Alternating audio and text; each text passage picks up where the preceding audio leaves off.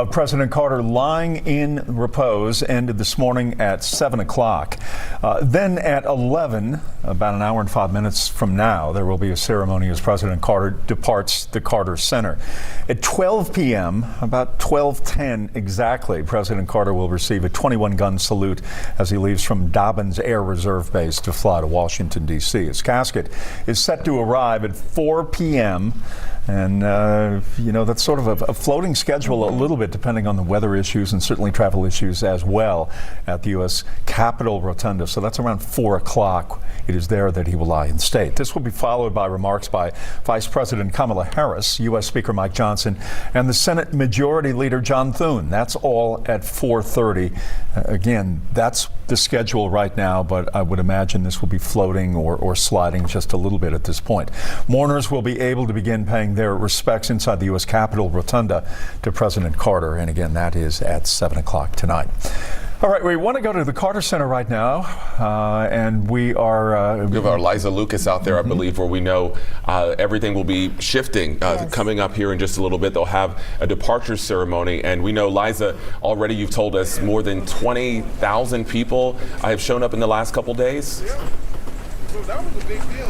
More than 23,000. If you can just imagine those numbers, we're talking about tens of thousands of people making their way here to the Carter Center. We've spoken with those from Texas and Michigan, some just flying in and out for the day in order to pay respects to the 39th president. A tremendous outpouring of support. Condolences coming in from across the globe. 16,000 people have sent in messages if they weren't here in person across 133 countries and territories. A testament to the great legacy of 100 years of Jimmy Carter. And we want to take some time this morning to share some of those tributes that have been coming in. Of course, we've been sharing some of the sound of the interviews that we've been grabbing here at the Carter Center throughout the course of the week, but equally wonderful and moving are those quotes as well. I want to bring one up for you on screen right now. Sarah Lister of Washington, D.C. sharing this, and I loved it so much.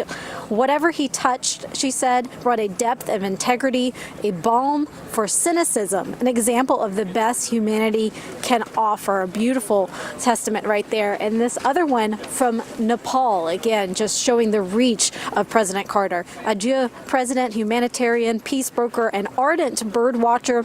A blessing in my life to having guided you during your bird watching sojourns in Nepal. May your soul rest in peace. Again, in less than 2 hours, we're going to have that departure ceremony here at the Carter Center, at which point Carter Center staff and their families, as well as the team and families from the Jimmy Carter Presidential Library and Museum, they're going to gather around this circle of flags, and they're going to say their final goodbye to the 39th president. They're going to carry on this legacy, though, of the Carters, that mission of furthering peace worldwide, a mission that they live and work on every single day in the various programs that we have here at the Carter Center. And as that motorcade departs, that's going to happen around 11:30 a.m. and will include the Carter family. They're going to head to Dobbins and then D.C. And of course, that's where we have our Cheryl Preheim. She's going to take you through all of that throughout the course of the day. But overall, it's just been a tremendous week here at the Carter Center.